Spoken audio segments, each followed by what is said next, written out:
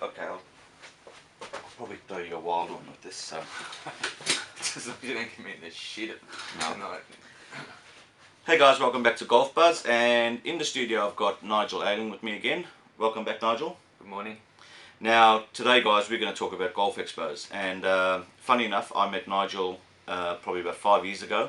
We had a conversation about expos, and I bumped into him at the Melbourne Expo, which was about 2 or 3 years ago. So, Nigel, we've had a few discussions here about Golf Expos. Yeah. Do you want to start? Shoot. I'll shoot, okay. Well, look, I mean, my frustration is golf is one of the only industries that can't have a Golf Expo, and it seems like the whole industry doesn't come together to put one up. Yeah. What's the problem there? I think there's the retail versus wholesale is a real issue. Most of our major players in the area are all wholesalers, so like the Callaway, Titleist and so forth. Yep. And their business is actually based on a model that sells to a retailer. So that's a wholesale transaction to a retailer. Okay. Yep. They're very much reliant on the retailer then to sell it to the golfer. The problem is when you have a show, for a wholesaler like Callaway, they can turn up and put their stand up. The golfer can't come in and buy that product direct from Callaway. And they want that. And they want that, Yep. you know, like somebody wants to walk in and pick up a golf club and be able to buy it. That's one of the major issues. Yeah. So what I've found out is that most of the golfers do want to see the top 5 brands there. Yep. That's the number one thing that they're after. Yep. And I suppose that's the hardest thing, is getting those guys down there. Yep. Now, we bumped into each other at the Melbourne Expo, and there was one of the retailers having a massive frenzy sale. Yeah. Let's say Golf Clearance Outlet. You know, it's no secret. And we had, I think, Bridgestone and Mizuno on the other end. They were quiet as, but there was just this absolute frenzy. So what does that tell you? Well, consumers want to buy products. There's no question about that. At a cheap price as well. Yeah.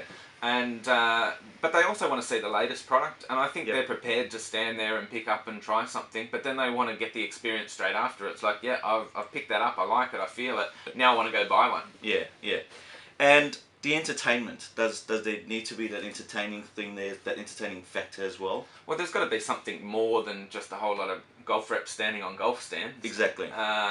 The idea of, you know, being able to pick it up and try it, and you know, some interaction, and you know, have a trick golfer there or somebody like that. You know, the more interesting, the better the turnout.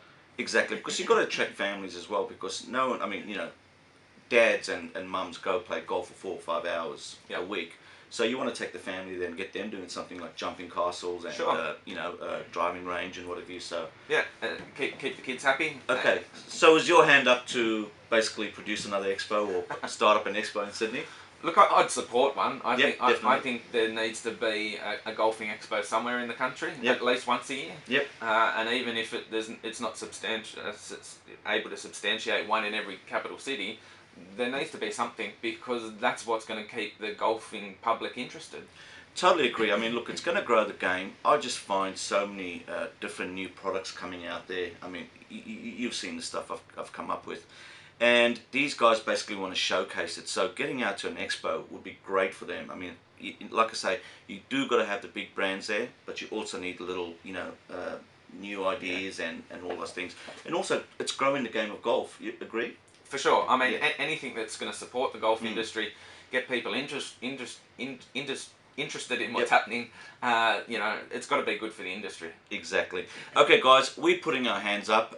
You know, contact us, let us know your feedback, and thanks for watching.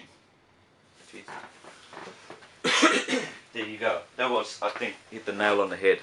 You know what I thought? Just